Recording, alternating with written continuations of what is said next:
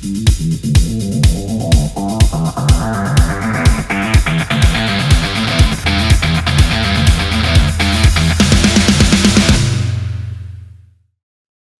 back to the Biker Protocol YouTube channel. I am Hollywood with Black Patch MC here in Las Vegas. And I am Picasso with the Eagle Riders MC, also here in Las Vegas. So today we're just excited again to kind of announce our new studio.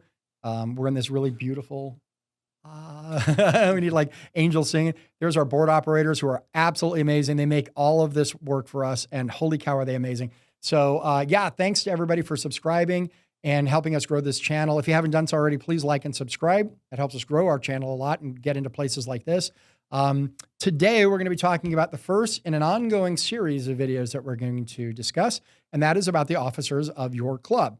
So today we're going to talk about the president position, and then there are obviously the typical positions are your president, your vice president, your treasurer, secretary, and sergeant at arms. They usually make up the general board of directors for your club.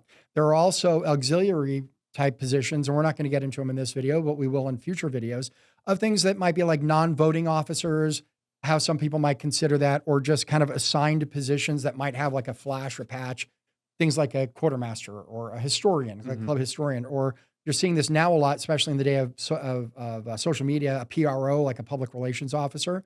Things like that. So we're going to get into that stuff in other videos. Today, we're just going to talk strictly about the top of the line position in your club, and that's your president.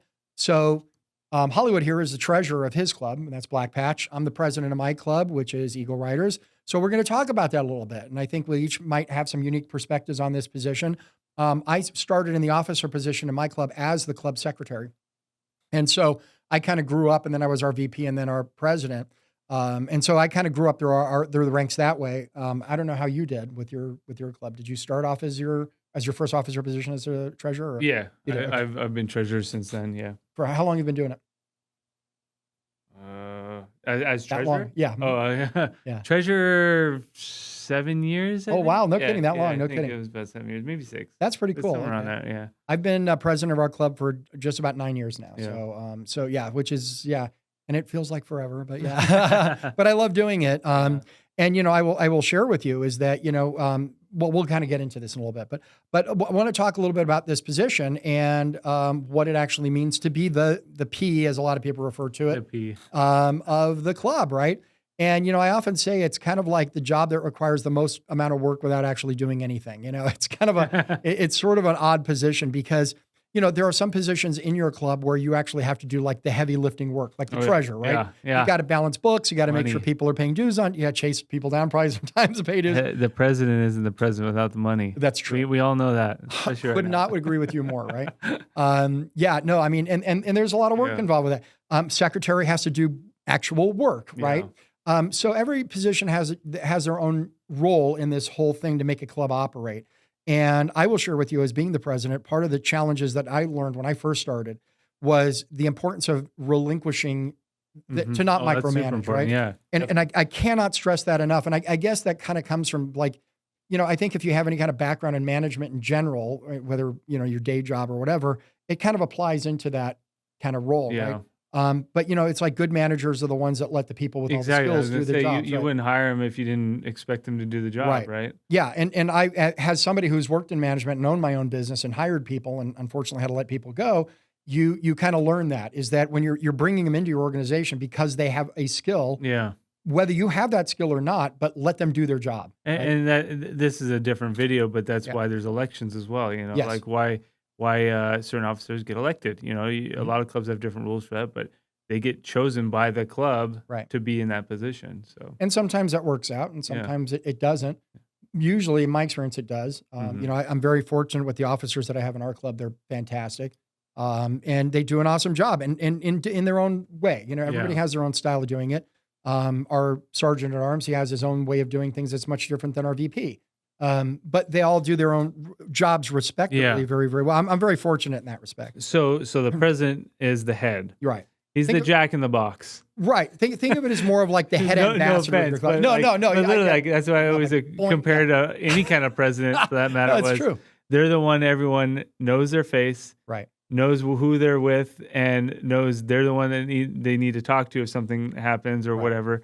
So they're the head. I like to think of it as the president is more like the head ambassador for the club. Yeah. They're the person that is the first person that gets a hand shaken. They're the first, not necessarily point of contact. Usually it's a sergeant of arms. Yeah, we'll get into that. Yeah. But there a lot of times a lot of times when there might be other clubs that have to meet, a lot of times it's the presidents of the clubs that do that. So they're kind of the main ambassador for the club. They're not necessarily one that a good president is not one that dictates. A good president is one that delegates. And so that's a good, I like that kind of play with words. Yeah. So it's and a lot of it just comes from, learning not just from how to have people do their own jobs, but understanding when not to step in. Yeah. And that for a lot of people that get that president position, that becomes a very difficult thing, is learning when not to jump in. And a lot of times that teaches you more about how an effective president runs a club than, somebody who's like an iron fist and dictates everything. Yeah, it's a dictator. Yeah, right. So. And so a lot of it goes with that is understanding that a good first of all, most people don't know this, certainly outside the club world, is a lot of presidents, certainly on any kind of major club vote or an officer vote, don't get a vote. So like when my board is meeting or our club, we have a major issue that needs some resolution. We put it to a vote. I don't get a vote. I get a tie break, but I don't get a vote. In fact, in the 9 years that I've been president, I've never once had to break a tie. Oh, really? Yeah, never once had to. Yeah. Well, I guess that's good, right? I think that actually is a good thing. Yeah. Generally, I think it is. But yeah, so we don't really have a vote. So a lot of what you do as a president is more of guide people based on your experience, rather than dictate from a point of view of like an iron fist. So a lot of it is the reason you want to have a good president who's been in the club for a long time or been in the club culture for a long time is that comes with experience of knowing what to say to other people, knowing what not to say, dealing with club issues, with personal issues, with issues with other clubs in the community, how to organize things, how to be an ambassador for a club, and all that. It just takes time to learn that stuff. Keeping the club whole, essentially. Yeah, right. Yeah, keeping, trying to stay away from separation and division within the club. Bringing, find out if these members are feeling a certain way, then these members, how do we get that compromise going together? Yeah. I think that's a good part of or job of a president, I think. Yeah, I agree. And generally when your board is doing the right job, when all the cylinders are firing and your treasurer is doing, everything with the money right, and everything's clicking, right? I say that probably the two people I interact with the most on my board are my VP and my sergeant at arms. That's what because generally whenever there's a personnel issue going on with anything, it's the sergeant at arms is what everybody should be taking that to. Hey, Bob called me a bad name. I'm just making something up, right? Something stupid. If there's a personnel issue, or maybe there's somebody writing poorly in the group, or they're going to take it to whomever is the next in the chain of command, right? So if it's a riding issue, we always say if it's anything that's when the bikes are in motion, that goes to our ride captain. Yeah. Anything else goes to the sergeant at arms. So the sergeant at arms might be fielding an issue with a member for something.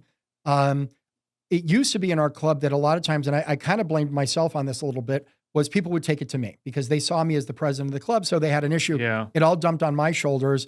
And, and so over time, it took me a while to realize I need to direct people to the sergeant at arms. And if it's a serious issue where he can't deal with it, then he brings it to my attention and we both deal with it. Yeah. And that's really an effective way of doing it. Again, getting out of that micromanaging mentality, right?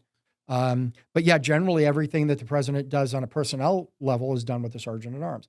And a lot of times my job as the president is I filter information from what my officers are dealing with. Yeah. So if the treasurer has an issue with collecting dues from somebody, right? He can bring it up and do his job and remind them, do whatever. But when something becomes an issue, then he brings it to my attention. If, let's say we've been contacted by another club and that goes to our secretary or our sergeant at arms, they bring it to my attention. Yeah. Things like that. So, so you if there's issues between clubs, then the president also, the sergeant at arms, like you said, is one of those main contacts or bridges there. But then if it escalates, then now it's call it the head of the snake problem. Right. Now the two heads, the presidents need to talk or however you want to put it. What else we got here? Well, the other thing too is, and there are some powers that a president might have. And again, it depends on how the bylaws are written. Yeah. You can suspend members. You can put things to a vote for a permanent suspension of a member. That kind of comes about once in a while, not often. But, generally, you're in charge of running the meetings. We call it church, right? It's kind of a common slang for clubs, right? So whenever we have club meetings, whether it's an officer meeting or a whole club meeting, or even interacting with other chapters in your club, you might not be the only club there, right? So you're running the meetings. Basically, you're the one holding the gavel. Sometimes it might be an actual vice president running the meeting. Sometimes it's a sergeant at arms. Or that depends on how your club is. Depends on and the topic, I guess, what they're talking about. The agenda might be. Yeah. And so in our church meetings, I'll have an agenda of what I need to talk about that maybe other people aren't privy to. I give that to my secretary. He gets that in the notes. Yeah. And a large portion of that, the old business, new business, is dealt with by our secretary. Yeah. So, a lot of times our secretary runs meetings too. So that becomes a thing. But generally, the president is just there to offer guidance. That's I was going to say, you kind of, I forget how you phrase it, but they're the top position that does, I don't want to say does the least, but when they need to do stuff, right, it's the most. It's the highest level of responsibility, but it is not necessarily a working job. It's not always a working position. Yeah. So yeah. So there's that. Mm-hmm. But all right, yeah. I mean, so you being a president, anything else beyond that? I mean, I would say no. Generally when you form a club, and you might be brand new at a club, it's best to determine who's going to be your best president for starting a new club. Yeah. It may not necessarily be the person whose idea it was to start the club, and that's something to consider. And I was going to say that's another thing is, and we have a video that is why you shouldn't start a club. Yeah. And you don't want to just start a club because you want to be your own president. Right. That's usually the worst way to go. I think that's the first thing that's going to bring the club down. Like it's going to cause it to fail. Yeah. Just because you want to be the top dog.